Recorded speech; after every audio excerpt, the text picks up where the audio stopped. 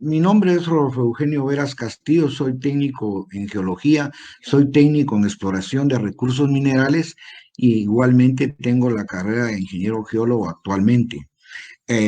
La intención de mi trabajo a través de los últimos 40 años ha sido dedicarme a desarrollar proyectos que van, en primer lugar, me empecé a trabajar proyectos aplicados a la explotación de recursos minerales. Trabajé mucho tiempo con Lee Porter Motion en ese tipo de actividad. También he estado trabajando en proyectos de desarrollo a nivel de vetas metalíferas en la, en el área de los Cuchumatanes. De la misma forma, hice trabajo en desarrollo petrolero y he trabajado en proyectos hidroeléctricos en donde se ha buscado cierres hidrogeológicos que buscan generar embalses, proyectos que por razones de capital, por razones de tipo impacto ambiental y ecológico, tampoco se han dado en Guatemala, pero he participado en ese tipo de estudio. He hecho geología de presas también a nivel de geología de núcleo, geología de vertedero, geología de túneles y geología en casas de máquinas.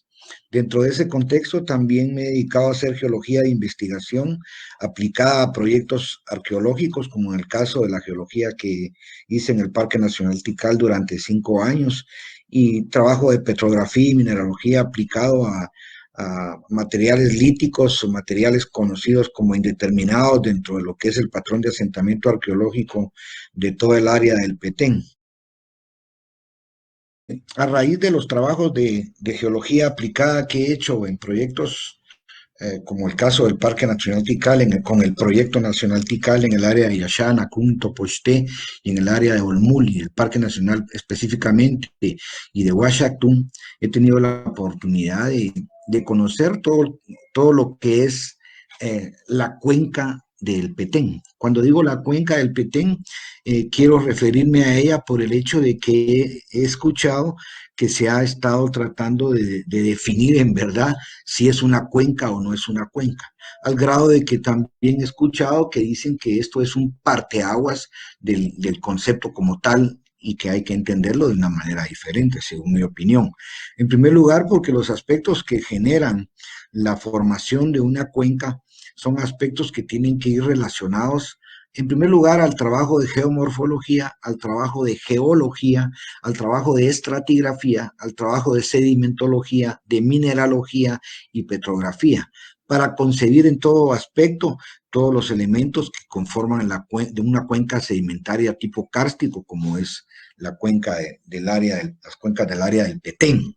De ahí que pues lo que practico es pedagogía de la tierra para concebir en primer lugar que la geología es la ciencia del todo o es una ciencia que es considerada en la actualidad como una ciencia madre junto con la filosofía.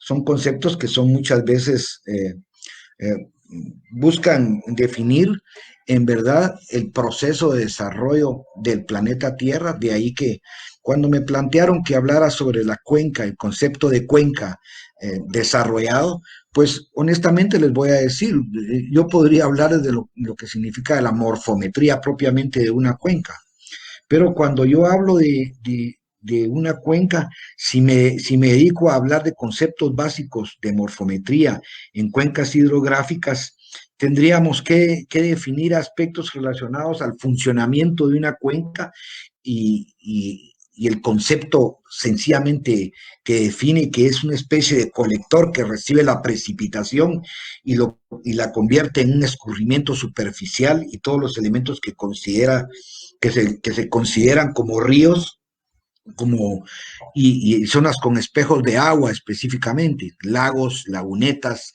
eh, humedales y todo aquello que contenga un espejo de agua y que pues define en alguna medida las características de drenaje para tal efecto. Para, cuando yo hablé con la licenciada Bucaram, a quien le agradezco la oportunidad, y al arquitecto Danilo Cayén, eh, yo le decía a ella la necesidad que existe en verdad de conocer los aspectos morfométricos de la cuenca, pero como se ha dado el hecho de querer conocer o definir por fin si la del Mirador o el sitio o el patrón de asentamiento arqueológico del Mirador se encuentra en una cuenca o no, pues yo he definido esta pequeña presentación. Creí que tenía más tiempo, pero voy a tratar de ser breve en algunos textos, en algunos contextos para poder ampliar más la información al momento de que ustedes quieran hacer alguna pregunta. De ahí que definí también que podría llamarse consideraciones que sustentan la formación, consolidación y existencia de una cuenca, para lo que es caso del Mirador. Quisiera que consideren un momentito rápidamente las palabras clave que son geología, geomorfología, geología regional, geología local, fisiografía, plegamiento, mares someros, petrografía, mineralogía, sedimentación, diagénesis, cuenca y tipos de cuencas a nivel de mineralogía dentro del concepto de los mineraloides. Eh, para poder definir la formación de una cuenca dentro del contexto global, porque no solo en Guatemala hay cuencas, de hecho en todas las partes del planeta hay cuencas, consideré que era importante partir o tener un origen conceptual de la formación estructural del planeta. Cuando hablamos entonces de esto, vamos a la Pantalaza o Pantalaza del griego para todos los mares, que fue el enorme océano global que rodeaba ese supercontinente antes de que se originara lo que conocemos como Pangea. Esto es bien interesante porque cuando se consolidó el planeta a este nivel, había sufrido una serie de enfriamientos que empezó a generar que la corteza adquiriera algún tipo de estructura y que la astenosfera, que era la que estaba generando el magma, que la estaba consolidando, permitiera en un momento dado que existiera lo que se conoce como la Pantalaza o el único océano que había y que rodeaba todo lo que era estructura de la Tierra. De ahí llegamos a lo que conocemos como, como la teoría de la deriva continental presentada por Alfred Wegener, que es la teoría que define cómo es que se consolidó el planeta y cómo actualmente existe, aunque ya hay algunas variaciones de tipo estructural para la parte noreste de África, por ejemplo, en donde se está siendo fracturando frente a Madagascar, se está fracturando algún tipo de estructura y que puede generar en algunos millones de años un nuevo continente, un nuevo espacio físico que no es precisamente el que estamos viendo ahorita. Esto que estoy planteando ahorita es muy importante por el hecho de que después de la Pantalaza, en el momento de Gondwana, cuando se separó, que es lo que estamos viendo, tenemos que considerar el hecho de que Norteamérica y Suramérica quedaron separadas, porque lo que se generó fue Europa, al separarse del continente norteamericano o de la parte de Norteamérica, y África cuando se separó de Suramérica. Dentro de esa misma línea de desarrollo geológico a nivel del planeta, se empezó a metabolizar un proceso en el cual toda la estructura que conocemos actualmente quedó definida como la estamos viendo en esta diapositiva. Ya cuando se dio por fin el desplazamiento de los continentes que mencioné, aún no existía, aún no existía la consolidación del istmo centroamericano. Aún ustedes pueden apreciar aquí, esto estaba totalmente separado, aún quiere decir que el océano todavía era uno solo. Cuando empezó a darse hace 5 millones de años la unión de Centroamérica, la unión, perdón, de Sudamérica y Norteamérica, consolidando el istmo centroamericano, ese factor empezó a generar ya un lecho que permitió, después de ser un pequeño archipiélago, permitió consolidarse al grado de que el levantamiento de Centroamérica se generó y, y quedó en este tipo de consolidación estructural. Todo lo que se conoce como la placa del Coco, que está a nivel del Pacífico, empezó a generar un efecto de subducción y de choque en toda la zona que se conoce como Centroamérica actualmente. Para el caso nuestro propiamente, eh, este, este, este evento de choque generó lo que conocemos como la falla del Motagua, que estoy señalando aquí, la falla del Motagua, la falla del Polochic-Sixoy y la falla de Jocotán, básicamente. Pero este es un evento que generó, en primer lugar, dos fricciones, porque al momento en que se generó la fosa mesoamericana, en el momento de la subducción, fue un choque frontal, pero fue un choque de una estructura generada por rocas máficas, por rocas que provenían del hot spot, que provenía de los volcanes hawaianos, ¿de acuerdo? Y que consolidó una placa sumamente densa. Esto es bien importante considerarlo porque toda la zona que estoy ahorita eh, moviendo con el cursor, toda esa zona recibió un bloque de una diferente densidad. ¿Por qué? Porque esta zona es totalmente sedimentaria en ese momento, ¿de acuerdo?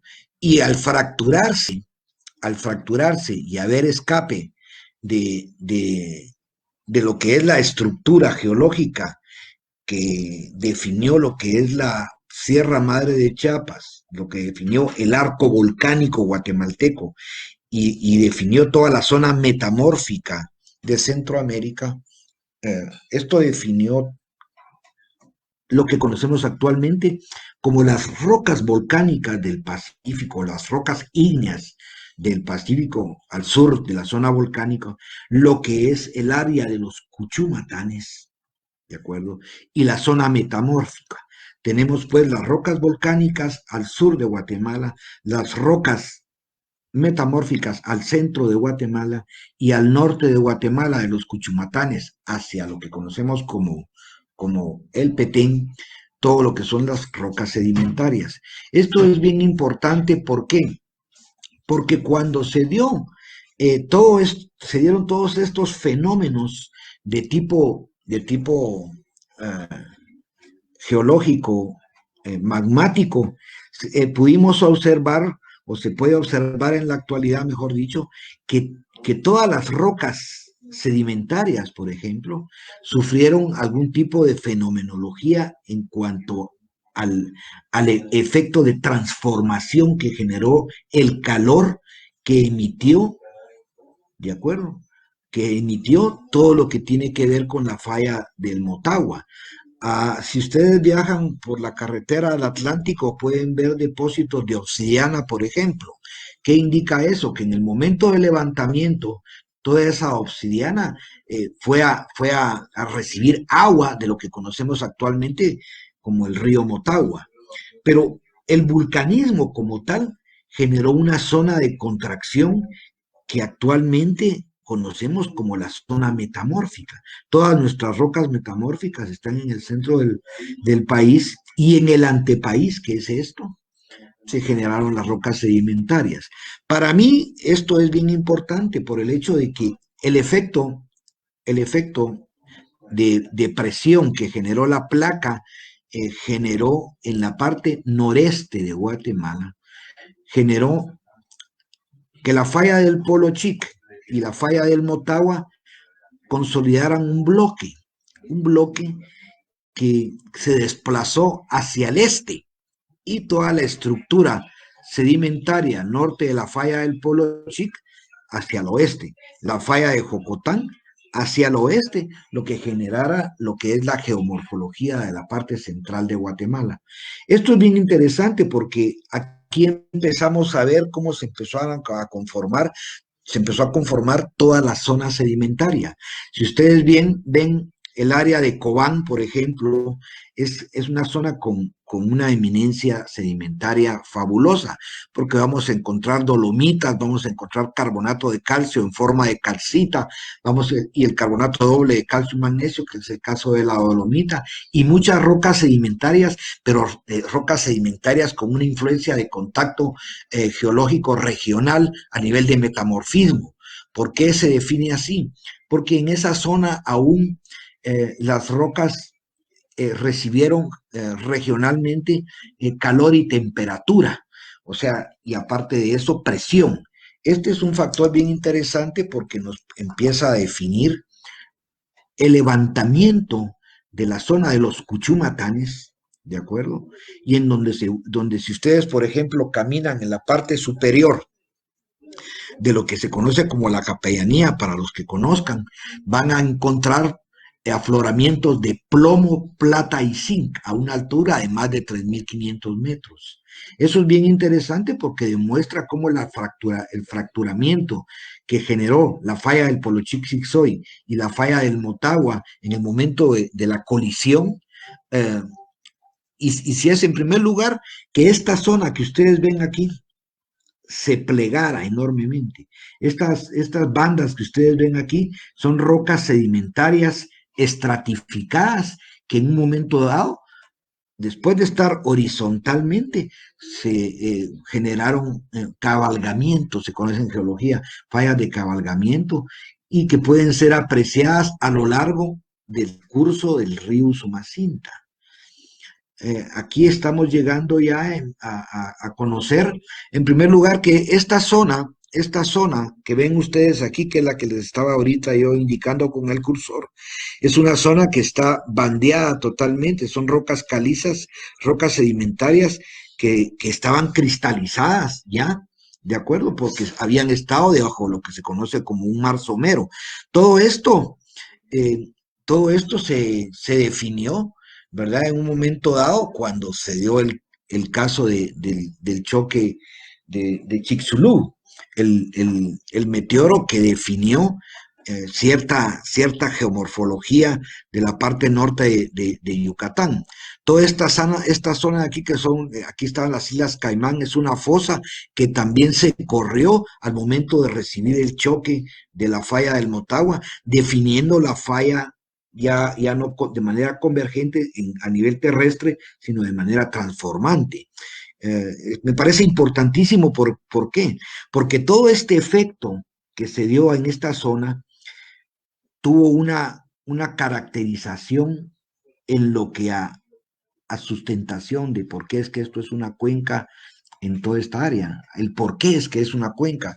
Esta zona empezó a tener una depresión que fue generada primero por la transgresión y la regresión de los mares. En el momento en que se dio la colisión, el mar tomó esta dirección, porque ya se había dado anteriormente Pangea, y cuando se dio Pangea, toda esta zona quedó debajo de un mar somero, de un mar tranquilo. Y fue en un momento en el que casi alrededor de 20 millones de años después del Jurásico se empezó a dar ya una estructura terciaria en las rocas sedimentarias que se ven en la parte norte de Yucatán.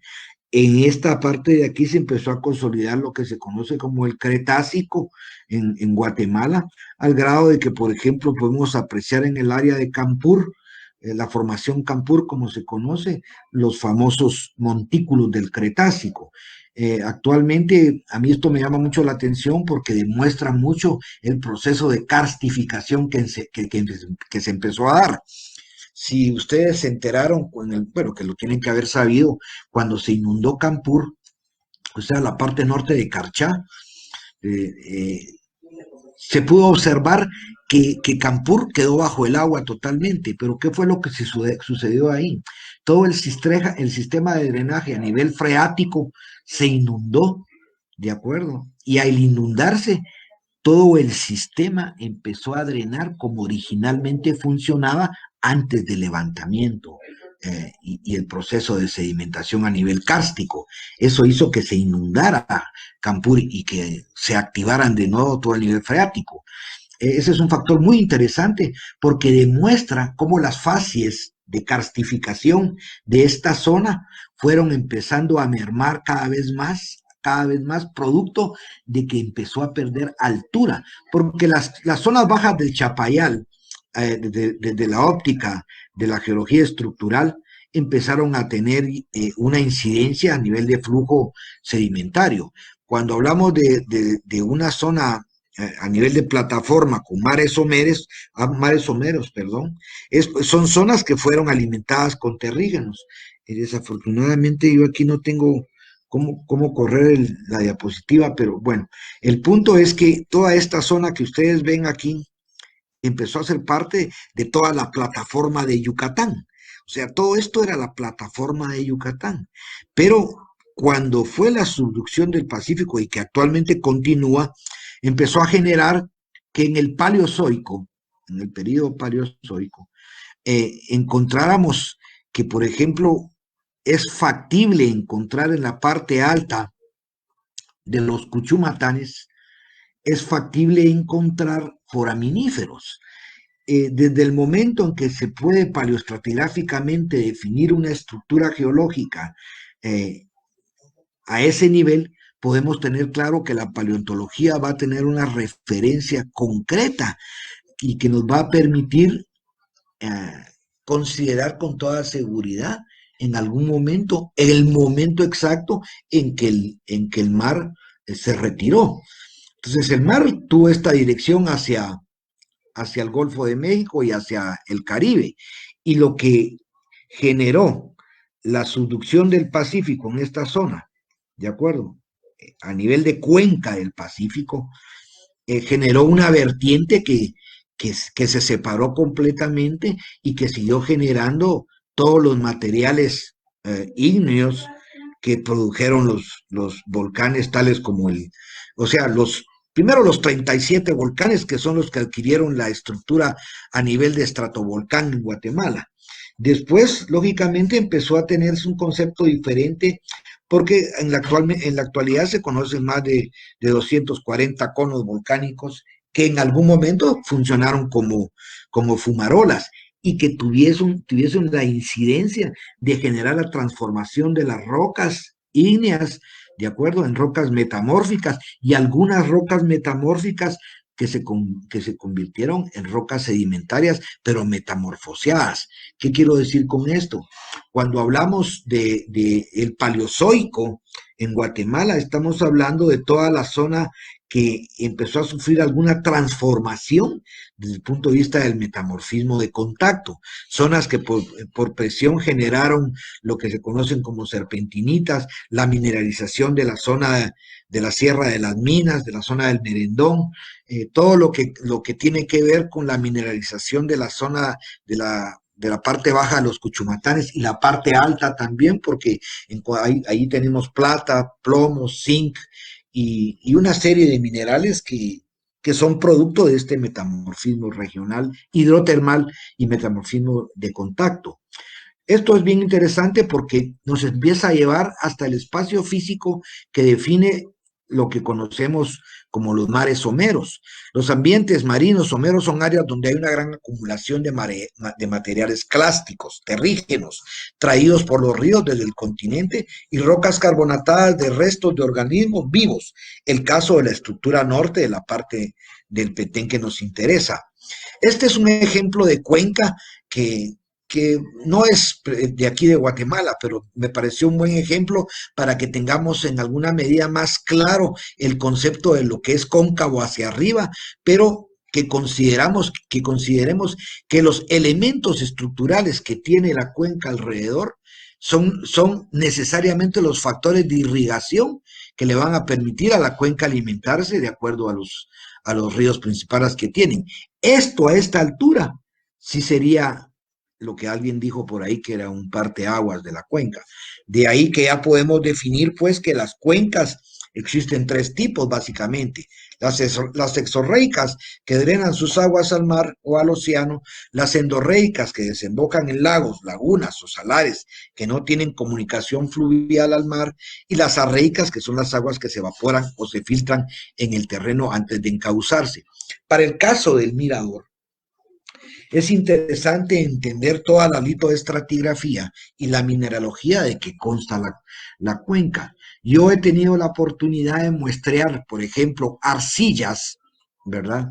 Arcillas muy interesantes y que tienen su demostración esto en la gran producción de material cerámico de parte de la cultura maya en ese sector. Ahora bien, la cuenca del Mirador es una cuenca endorreica, estoy de acuerdo, es una cuenca endorreica, pero quiero que consideren el hecho de que el fenómeno de karstificación o el fenómeno del karst es un fenómeno que hace que las aguas empiecen a evaporar. ¿Por qué? Número uno, si nosotros llegásemos a considerar el potencial, lo voy a decir así, antropocéntrico, generado por la cultura maya en el aprovechamiento de los bosques para poder producir sus morteros, eh, puede ser que haya sido tal el impacto antropocéntrico que también haya generado la liberación de lo que se conoce como ácido carbónico en el momento de hacer contacto con el agua y recibir la presión y la temperatura de una zona de baja altura. Esto es un fenómeno interesante porque genera lo que se conoce como diagenesis. Y cuando hablamos de diagenesis estamos hablando de la transformación de un mineral, de un grupo de rocas sedimentarias en donde contextualmente vamos a entender que hay un cambio a nivel de mineralogía. Y de ahí que ustedes en la zona de la cuenca, para demostrar que esto es una cuenca, pueden encontrar en las partes más bajas grandes acumulaciones de lo que conocemos como barro, simplemente. Pero también hay, vamos, o sea, arcillas de tipo rojo o colorado, como le decimos en algún momento. Pero ese tipo de arcillas están mezcladas también con arcillas probablemente caoliníticas al sur del Petén. ¿De acuerdo? Esto es bien interesante considerarlo porque, bueno, yo hice un trabajo de arcillas en un lugar que se llama Panimaquito, en Purulá, y pudimos observar arcillas grises.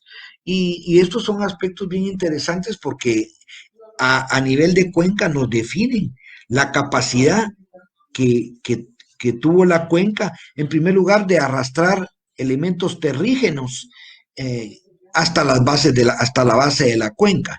Entonces, cuando yo sustento el hecho de que las cuencas, la cuenca del Mirador es una cuenca, es porque personalmente yo he muestreado zonas en toda esa zona, he muestreado espacios físicos, perdón, en donde se obtienen muestras que son producto de la erosión de la formación Buenavista, de la formación Cobán, más al sur del departamento del Petén y al norte de Cobán, y las características de las arcillas son interesantes porque al sur del Petén son de tipo caolínico, o sea, son caolina.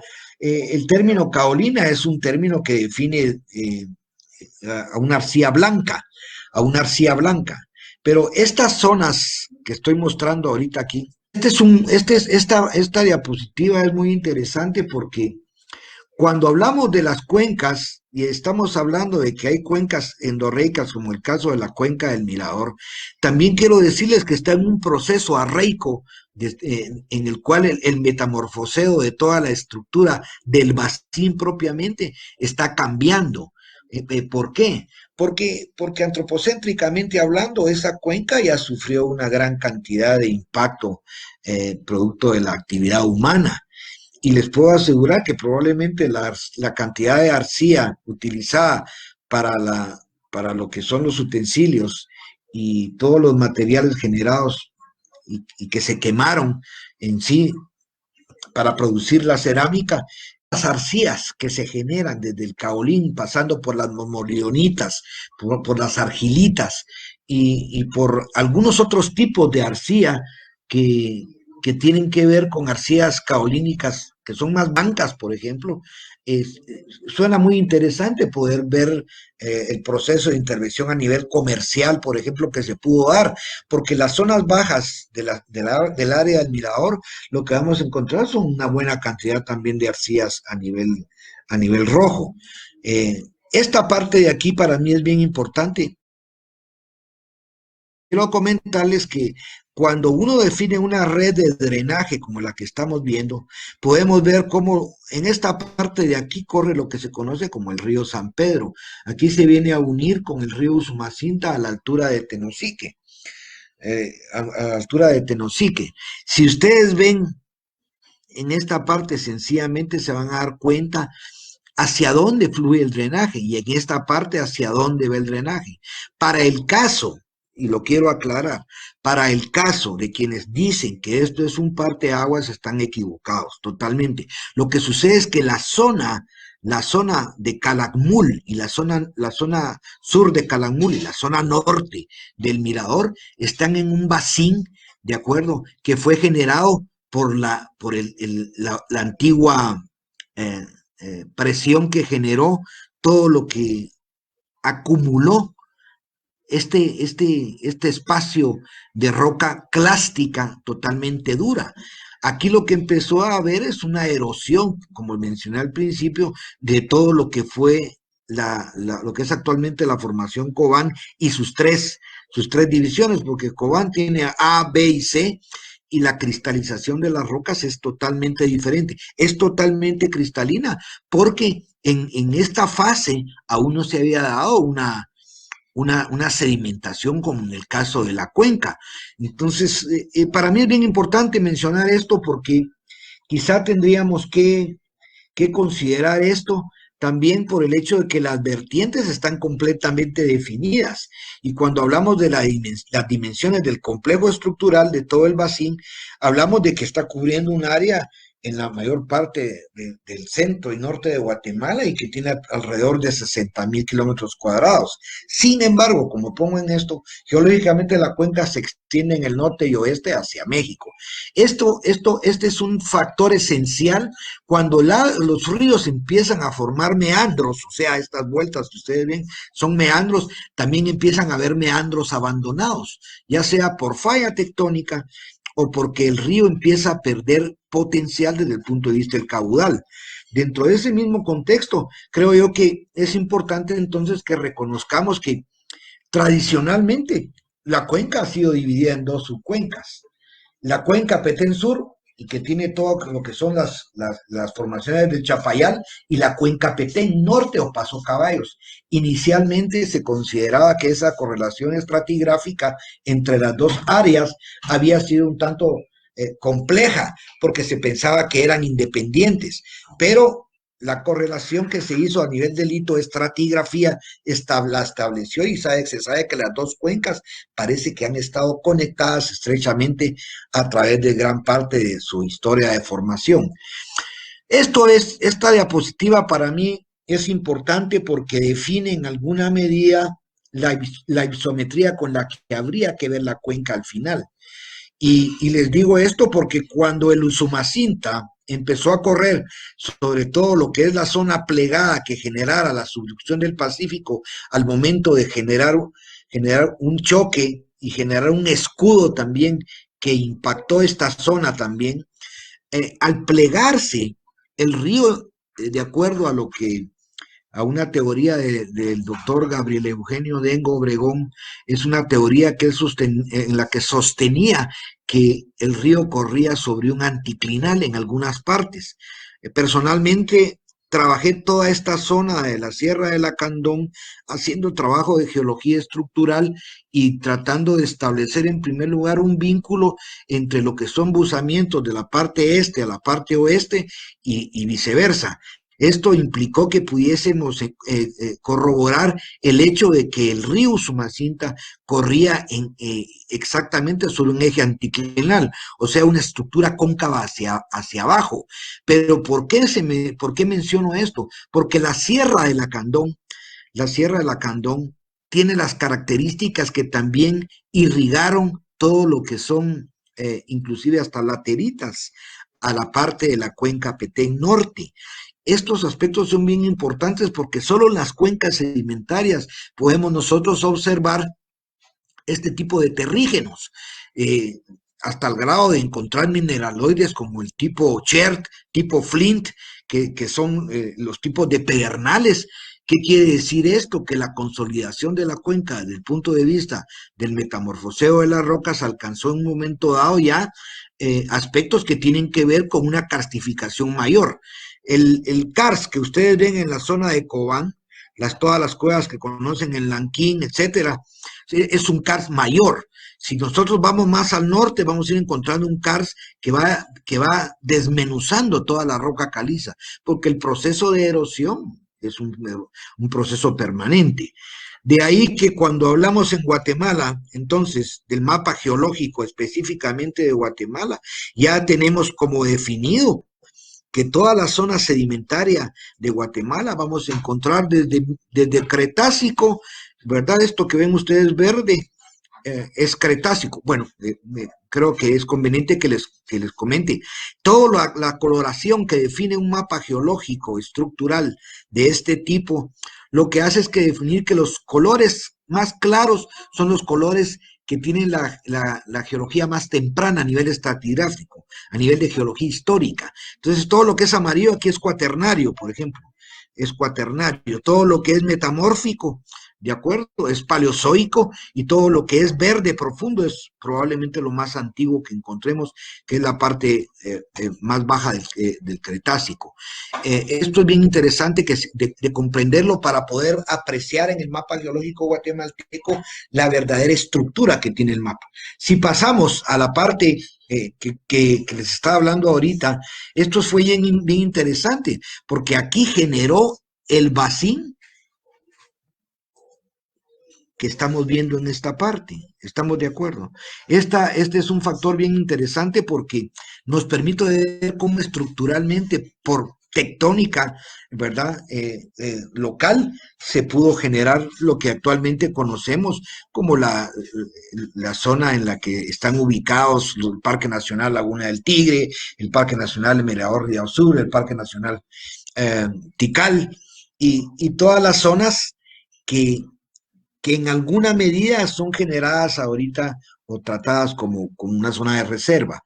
Entonces, tratando de concluir, las características estratigráficas del área de la cuenca Petén como una sola estructura fisiográfica, geomorfológica y que incluye a la cuenca del Mirador, hay que concebirla como una unidad antigua que va del Pérmico al Carbonífero, y en donde hay reportes de geología de pozos, donde la profundidad en lo que es la interpretación de las líneas sísmicas pueden dar con toda seguridad el concepto de cuenca de acuerdo a la constitución de los materiales líticos que la componen.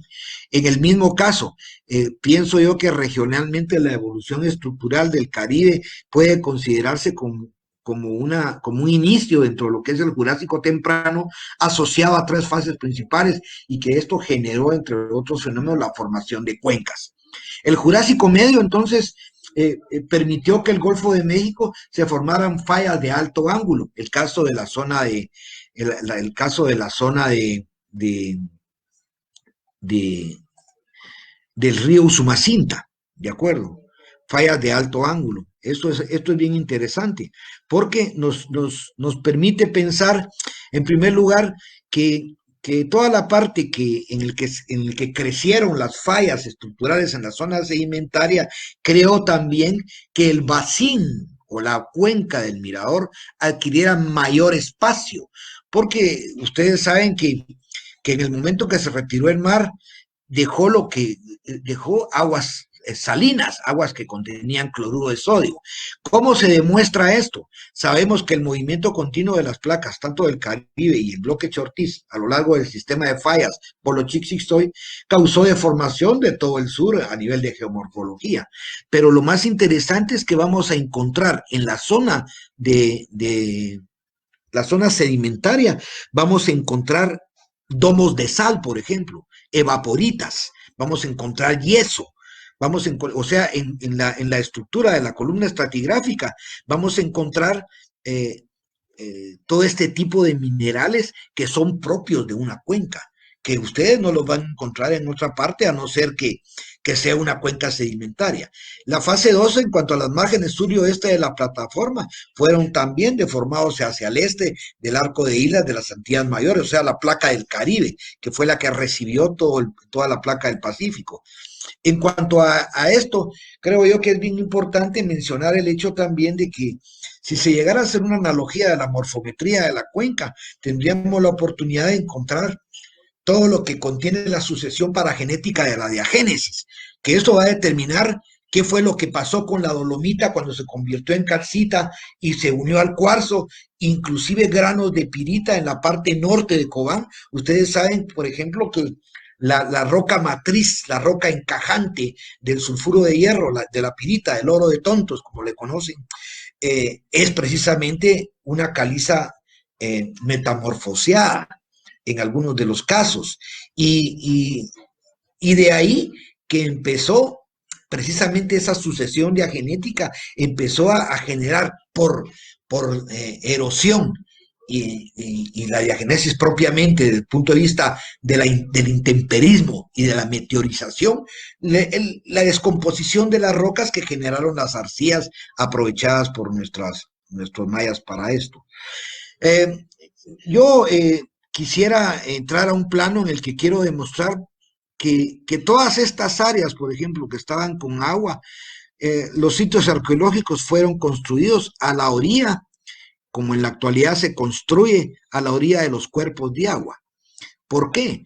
Porque estas zonas, el ser humano, por lógica y por una cuestión de supervivencia, busca las cuencas en donde están los recursos de agua más grandes.